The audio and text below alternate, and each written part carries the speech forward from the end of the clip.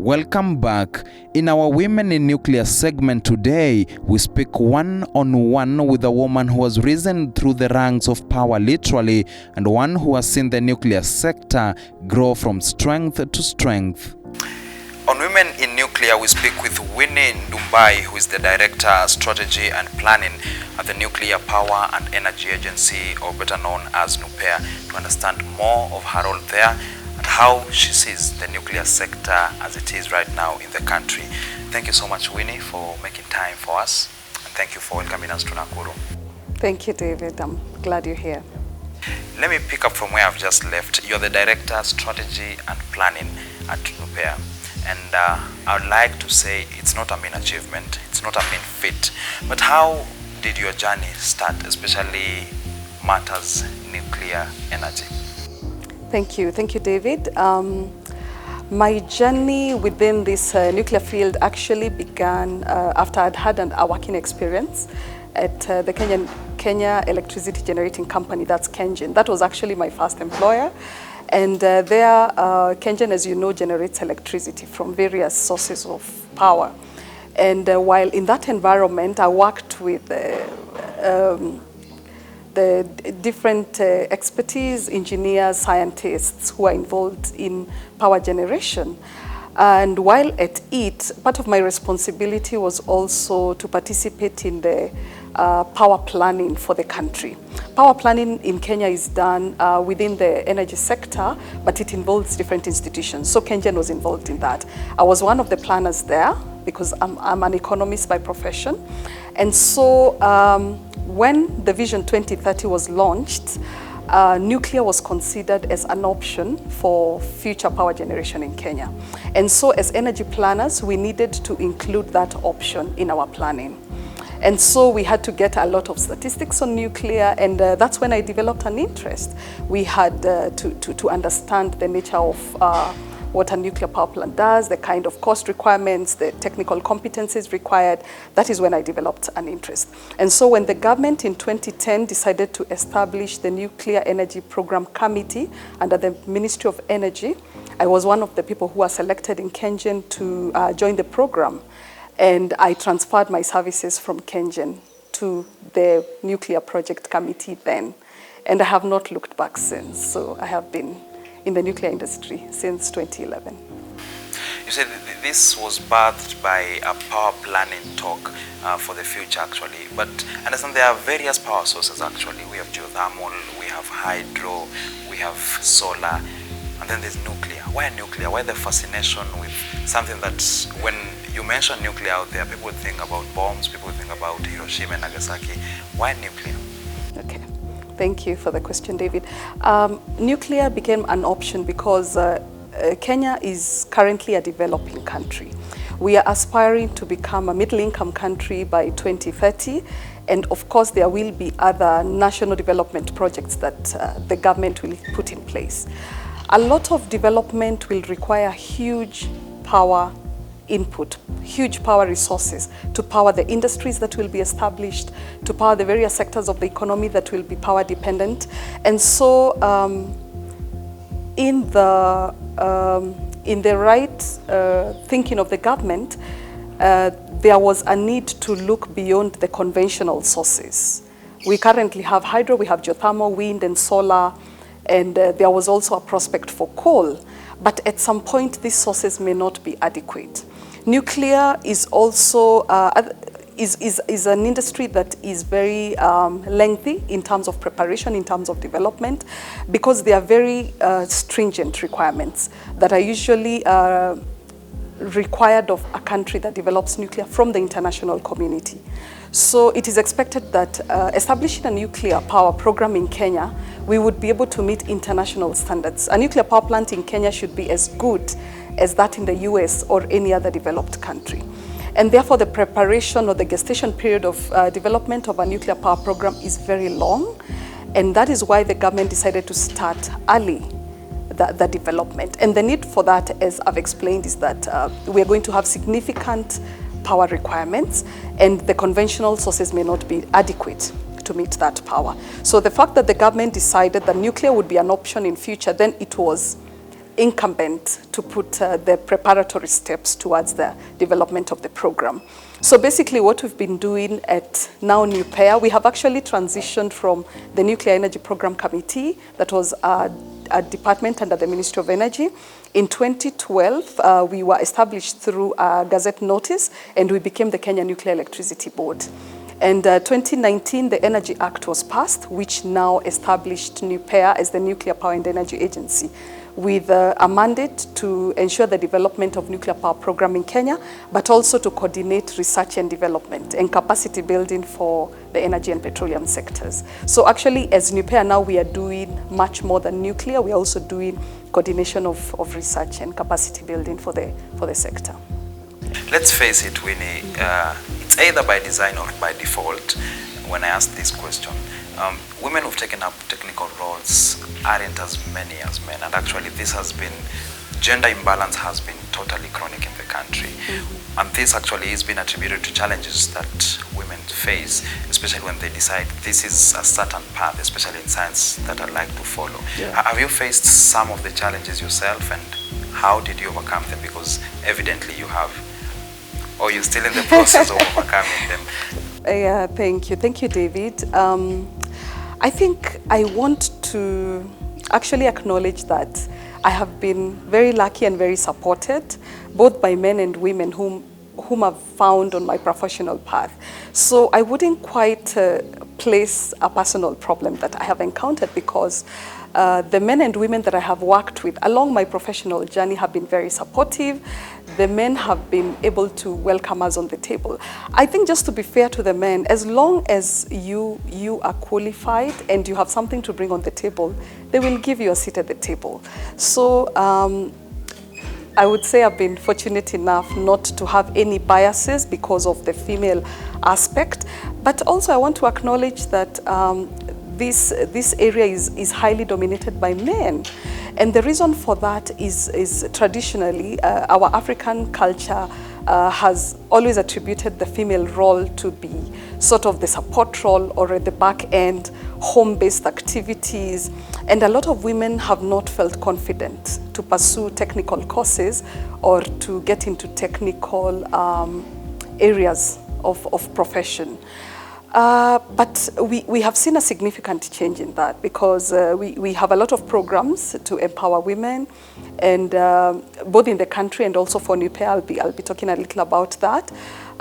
So we see more women coming on board, but it is not at the level that we would want to. The female gender still is very much attracted to courses that are not technical in nature. They are attracted to the arts or to home-based courses, and so you will find that they take up professions that are mainly not technical. There are very few women that are in technical related professions, but we are looking to change that, and NuPEA has laid out very good programs for that. For example, the reason we are here in Nakuru is because we are carrying out a mentorship program for both that will involve local and international mentees. We have about 46 students aged between 12 and 18. And out of those, we have about 34 of them being female. And we did this with a lot of intention. The reason we're doing the mentorship program is to really introduce these young people to the prospects of nuclear for this country, and also to interest them in pursuing careers that will get them to participate in the development of the nuclear industry. As we are now, we are in the preparatory stages of the nuclear power program, and so some of us in another 15 years, 20 years we will have retired if we don't retire early. So we have to get the young people interested, and we have to get them interested at an early age so that they also pursue careers that are related to, that are required for this industry. And that starts from subject selection up to the point that they sit their final exams in Form 4, and then they will be then engaged in technical careers. So we are really looking to sort of shape the thinking and the selection of these young people at this young age, because they are really the future of Kenya, and they are also the future of the nuclear power industry in Kenya. When you say you have a number of the young enthusiast around here. But of course, millions might be watching you and they say, yes, would like to follow in the path of Winnie and other women who've played a role in advancing the nuclear sector. What will be your message to them? Yes, I want to encourage both the male and the female, men and women, that nuclear industry is a fantastic industry to get into. We may be in the developing stages in Kenya right now, but the future is so bright. Other than the fact that we are preparing for nuclear power generation, there are also other nuclear uses that are currently in the country, but we are looking to progress even further.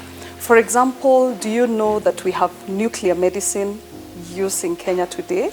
And that is growing with greater innovations. We also have applications in industry. For example, the Kenya Bureau of Standards uses nuclear techniques in what we call non-destructive testing. There's so many industries that are using nuclear techniques. So we want to step that up because nuclear is a very technically savvy kind of industry. We want to step that up with the research and development and new innovations that will also transform this country. Again, we want to pursue the power generation in nuclear. Again, it is a very it is an area that has got high qualifications for technical people. But the fruits will pay off, not just at the individual level, because nuclear industry professions are high-grade professions. So at the individual level, there's a lot of benefit because you're in very good jobs. But other than that, we're all working towards developing our country. We want Kenya to turn from a developing country to a developed country, and we really want to be part of that journey. So the nuclear prospects are really significantly great, not just for power generation, but also for other industries. We have a lot of patients suffering with cancer in Kenya today. We currently use nuclear medicine for cancer treatment and also detection of cancer. But we want to change that significantly so that it's available in all our county hospitals and everywhere where we even find our Wanjiko. We want to provide nuclear techniques and nuclear solutions in various parts of the livelihoods in Kenya. So I want to encourage young boys and girls to really study hard, not just in sciences, but to be all-rounded person, but also to take a keen interest in sciences, because there are many professions that are going to come with the development of the age and the new generation of various issues in future that will require their expertise. So start by working hard in all your subjects and also an interest in science. Science is not difficult. You just need to put in an effort and stay focused. And sky will be the beginning, it will not be the limit. So yeah, so we have a lot of young Kenyans who are showing a lot of interest. And maybe, David, I need to mention that a lot of the mentees that we have in this program this week actually came out of a competition that we put out to the public, especially when COVID hit last year.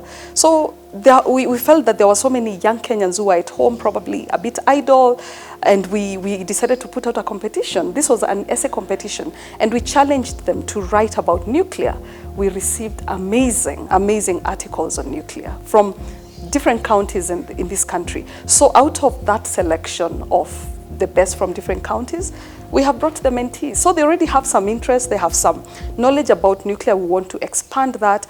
And we also want to present the options that are available to them as people, I mean, in their individual capacity, and also for the future of the country. And their parents have been very supportive. They have given us their children to have them for a whole week to transform their thinking and also shape them right. So we are very excited about this program, and we're excited for Kenya because Kenya is heading places. It's quite interesting how you are sowing seeds of nuclear advancement and technology, especially in these young minds. And actually, Winnie, as you are speaking about the peaceful applications of nuclear, just recently we were on site and we actually saw a number of ways in which scientists have incorporated nuclear technology to come up with better crops, to come up with disease-resistant cassavas. Take, for example, we were in Eldoret. We also saw the makeup of feed blocks that help in calving and milk production. Are you certain that nuclear is the way to go? I am 100% certain. I am very certain, and we only need to lay proper foundations. The biggest concern for nuclear is nuclear safety, nuclear security, and nuclear safeguarding the nuclear material. And that is why we are really working hard to ensure that the foundations are right. Because you have to ensure that proper infrastructure is put in place to ensure that nobody jokes around with nuclear material. Nuclear material cuts both sides like a sword. So with proper use, like what Kenya wants to adopt, peaceful uses of nuclear, it has significant benefits for the country. But again, if this is not well managed, it can also be disastrous. So the foundations are very important. And I'm happy to say that the last year in 2019, last year but one, the Kenya Nuclear Regulatory Act was passed in Parliament. And this act establishes a regulatory body that is supposed to oversee all developments of nuclear technology in Kenya. So this is an oversight body that is expected to be highly competent to ensure that every step that NuPEA and any nuclear institution, including the hospitals that are using nuclear medicine for treatment and diagnosis, that they are doing it to the best standards to ensure the safety of people and the environment, to ensure security of the material, and to ensure that that nuclear material is not diverted for non-peaceful purposes. So the country is on the right track in terms of establishing laws. We also have a big program for human resource development for the country. So NuPEA is coordinating this, and we're doing this with a lot of international organizations because we also want to ensure that we have a competent workforce. And we also do not want to import experts. We want Kenyans to develop the capacity to manage all nuclear technology, be it in medicine, be it in power generation. So we have a strategy, a human resource development strategy that is focused at developing the competencies of Kenyans in the various uses of nuclear. So I believe that we are going to get there, and we are on the right track. And yeah, the government support has been amazing also in that regard.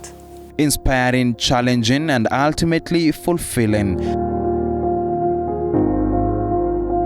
On our Did You Know segment today, we tell you of the unique relationship between the sun and nuclear energy.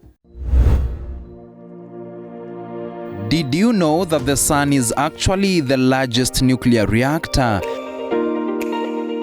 Actually, it uses nuclear reactions to convert hydrogen to helium in a process so natural. Now you know. Switching gears to the My View segment, we highlight an essay by a high school student who shared his 2 cents on the 360-degree impact that nuclear electricity could have on the Kenyan economy. Take a look.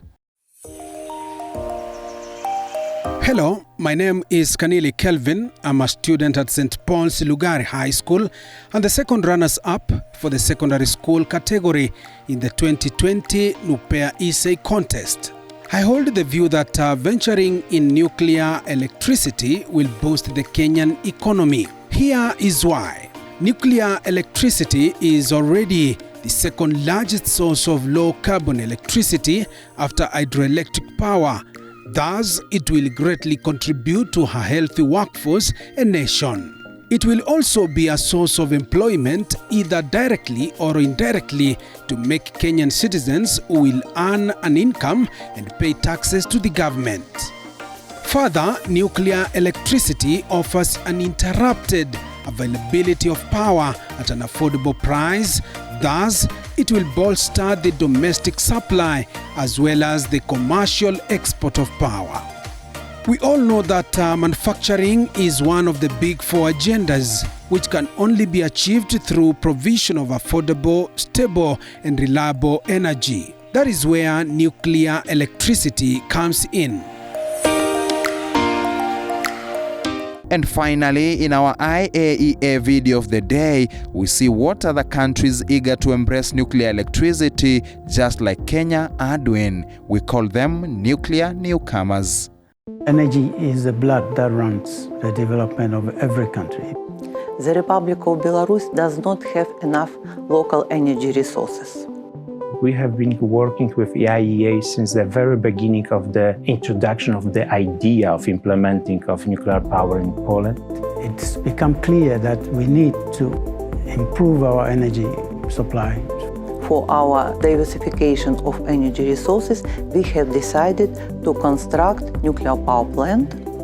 Introduction of nuclear power will limit dramatically of negative impact of energy sector in Poland on the environment.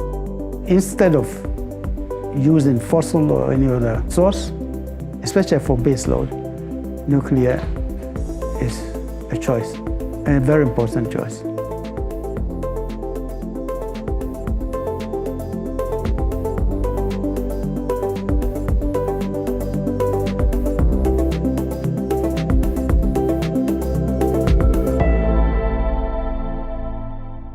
On that note, it is time to call it a wrap on this episode. I trust that you have learned something new and become even more aware of the future. Be sure to join us on our next episode because there's still much more lined up for you. Meanwhile, you can keep the nuclear conversation going on our social media platforms, that is TV47 Kenya on Facebook, Twitter and Instagram, as well as Nuclear Kenya on Twitter. This episode has been powered by the Nuclear Power and Energy Agency. Until next time.